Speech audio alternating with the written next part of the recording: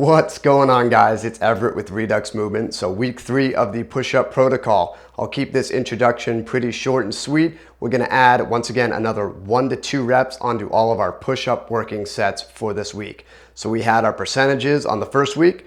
We kept those same percentages for the second week, but we added between 1 to 3 reps on every set. And now, based on those numbers you did last week, we're going to add an additional 1 to 2 reps. Again, 1 to 2 reps doesn't seem that tough, but this is only week 3. We're going to be building as we go.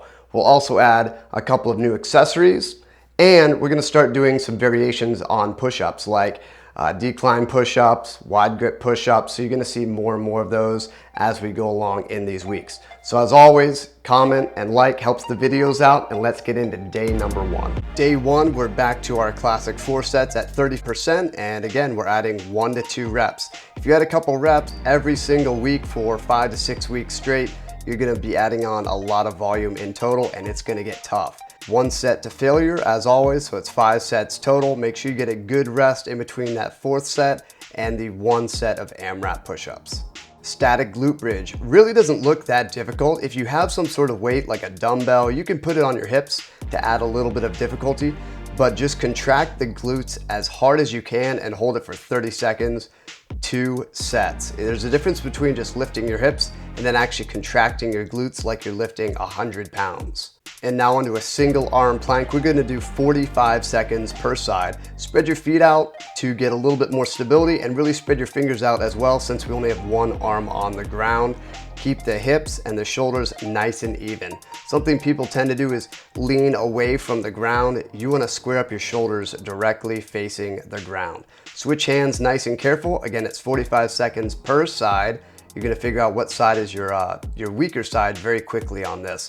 And then finally, this is subtle, but pay attention to the rotation of the arm. A lot of people default inside of the elbow and bicep forward. Try to rotate it a little bit more internally.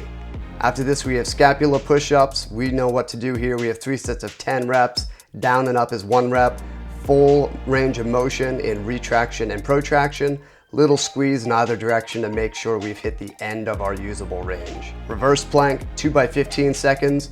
I've said it before, if this is too easy, bump up that time. For some people, this is really difficult to even get in this really hip open position. Push the shoulders into the ground, fingertips forward, shoulders, hips in line with the ankles, breathe with the stomach, use the hamstrings and the glutes. Day 2, we have our 3 sets at 35% plus a couple extra reps, maybe just 1, and our set to failure. Now on these sets that we're adding reps to, you might have to start opening up your rest periods from, say, 60 seconds, 90 seconds, up to 2, 2.5, even 3 minutes to keep good form and knock out all of these reps. That's totally fine. Single leg glute bridges, we know how to do these by now. Even hips, good glute contraction at the top, little squeeze. Push through that heel more than the toes. We got 10 per side for 2 sets. Make sure everything is tight and even. Don't use that low back too much. Reaching plank, as always, spread the feet out for stability. Make sure you have good pressure evenly in the palms and keep those ribs down. Don't arch the low back. So we're doing 60 seconds here. You can break it up if you need to. 2 sets of 30 seconds, something like that. Low plank. So we're holding our body 3 to 4 inches off the ground. Check your elbow, your shoulder position, nice even pressure in the wrist. And again, don't lose that low back. Keep the abs nice and tight. 30 seconds here. Side plank. So we're probably getting a little stronger at this point. If you can abduct or lift that top leg, do it. It's gonna make this a little more difficult, but try to keep the toes forward on that top leg like you see here. If you need to, just do a standard side plank, 20 seconds per side. If you have a bar hang, you can hang on a bar, get a little shoulder distraction. Like I said, you could do in the last week as well. On to the last day of week 3. So we've got our big sets of 40%. Again, really open up the rest period. Make sure you get all these reps in. The last couple reps, you can hang out in a plank and then do 1, hang out in a plank, do 1. But this should be pretty tough. Some of you might have to forego adding 1 to 2 reps and just hit the same numbers you did last week. After this, skydiver, 3 sets of 20 seconds. Everything posterior chain, glutes, low back is contracted. Get as much of the body off the ground as you can manage. Then we're moving on to moving planks, no pun intended. Dropping elbow, elbow, back up, hand is 1 rep. 2 sets of 10 reps. Try to keep the rest period shorter on these.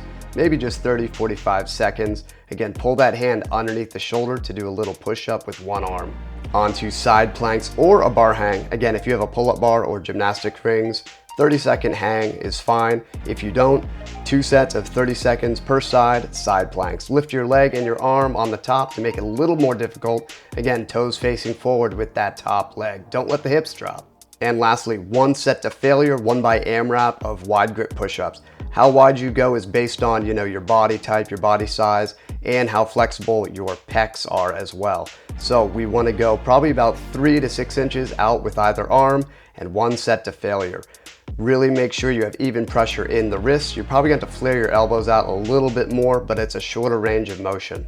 So keep it tight, keep it safe, and push it. All right, there you go, week 3 accomplished. So we're deep into this program at this point. So you really need to start paying attention to recovery, whether it's improving sleep, diet, mobility, and maybe some stretching on your off days.